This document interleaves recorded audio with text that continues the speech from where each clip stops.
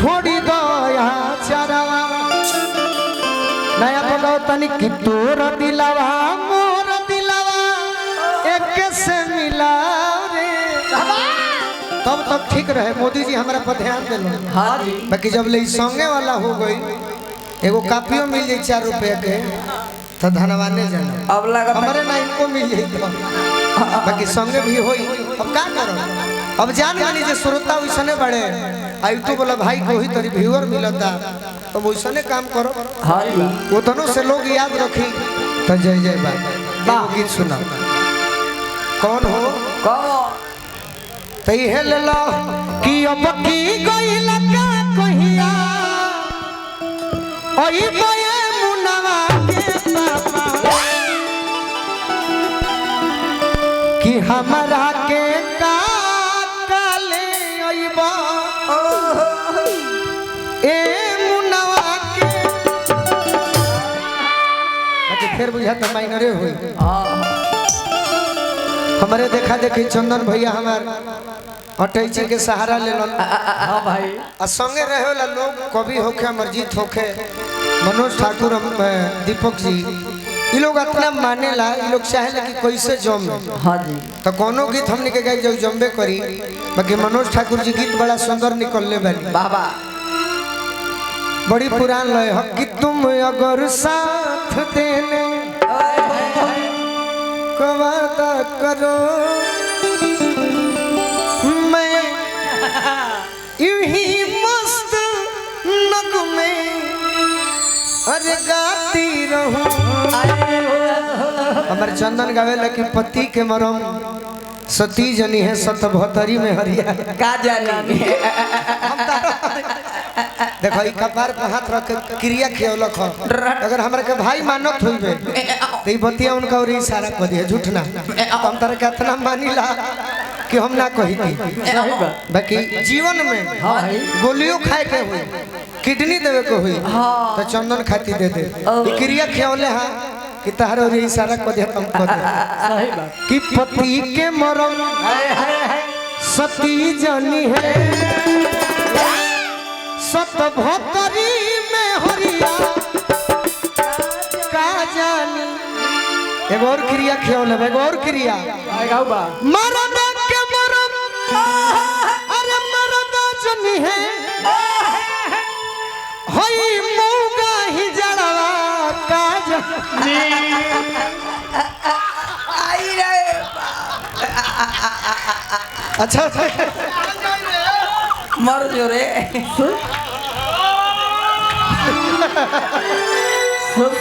सही बात बा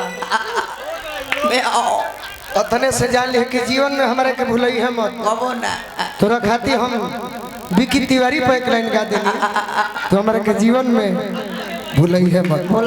भैया ये हमारे के क्रिया दिलक हम हाँ भाई कि हमारे बियाह में ना आइले हाँ रिसेप्शन में ना आइलो तिलक में दिन में आके घूम ले लो तो हमारे का नाम मान ले सब बात भइला वो में अब बेटा प्यार में सही बात तो हम कहने कि तू जवन कह त कहले कि आज एक लाइन प्रियंका पर कहे के बाद एक लाइन हम निहारे भाई मौका तिवारी हम विकी तिवारी हम दिल के टुकड़ा मारिला हमारे परिवार हमारे बाबूजी इनका के माने ले कहले कि जाए दे तब करे लगले जाति बाद में कहले कि जो कह दे सही बात कि जब बलमा बेदर्दी कहे के तू कहल कि खबेओ के कही हम हां जी बाकी ये चंदन तारा में कमी बा हां जी कि जब बलमा बेदर्दी अब हम डटनी है के रे पगला वो दोनों लय छोड़ दे वही लइया पे होई सुन एगो मेहरारू का कहती है कि जब बलमा बेदर्दी अरे बाहरा तो गुल गुल बिछाना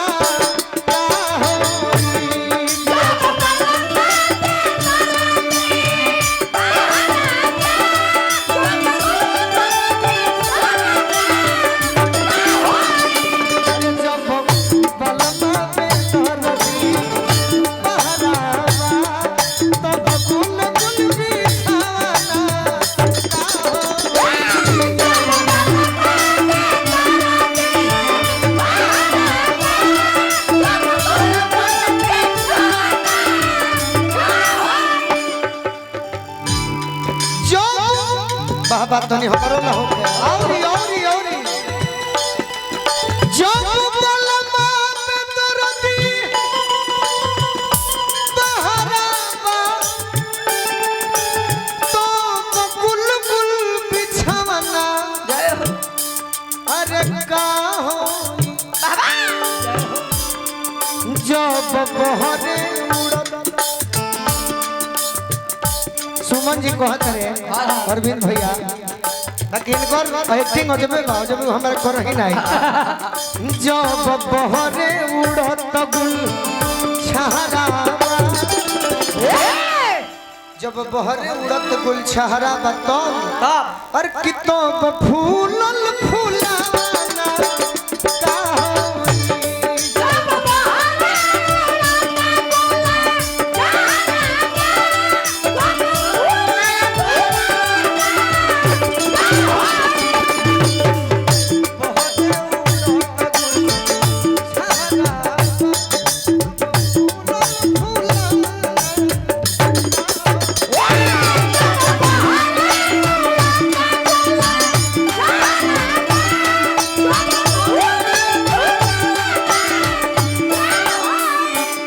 एगो हमार नया गाना होता हाँ जी जैसे सनी देओल जी के फिल्म आइल है गदर 2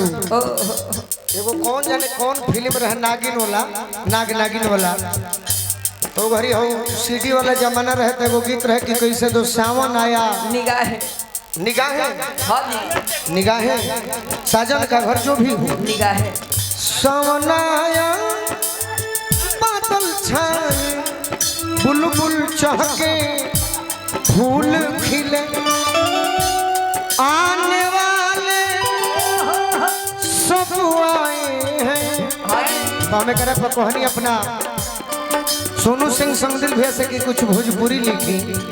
तो हमारे को गाना आवत था सहारा बीती नो तो भैया सुनब सब लभ सब में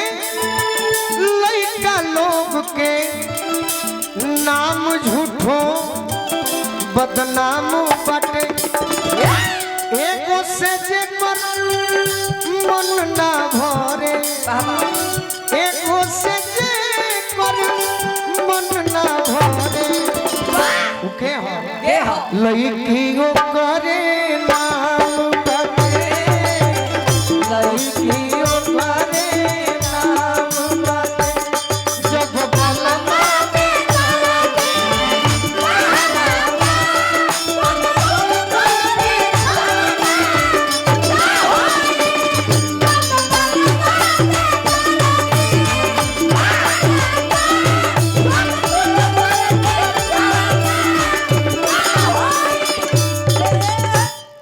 खेल में हमारे से ना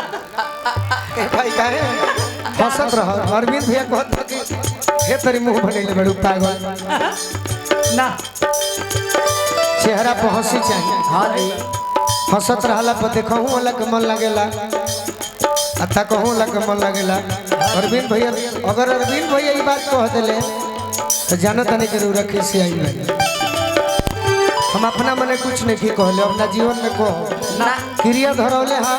इनकर बात हमारा माने के वैसे कि हमार भाई हो चल भैया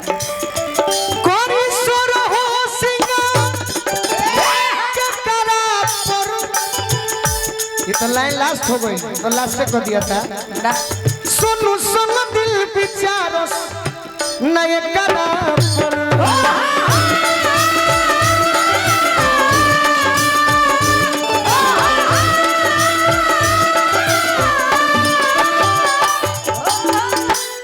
अध्यक्ष जी कुछ न दे हाँ जी अध्यक्ष जी सुमन जी दे दी बहुत बहुत आशीर्वाद देनी और सुमन जी हमारे जीवन भर अरविंद भैया के छोड़ब मत अरोरा सब छोड़े के नहीं कर अरोरा सब भी अरविंद भैया मने अगर गोलू राजा के सम्मानत नहीं तो अरविंद भैया हमने के तो अब का कहीं शब्द नहीं कही झूठ सच हो जाई कुछ बढ़ा के कहा तो बनावटी हुई हाँ जी अजकरा खातिर शब्द नहीं थे उ जानी जे कितना कीमती बा सही बात कोरी सुर हो सिंगार के करा पर सोनू संग दिल विचारो नय करा जब गोलू बुझाते ना, जब गोलू बुझाते ना तहरा कि जब गोलू बुझाते ना अरे तहरा खत्म को दिया कि तब बुझा के बुझाना कहो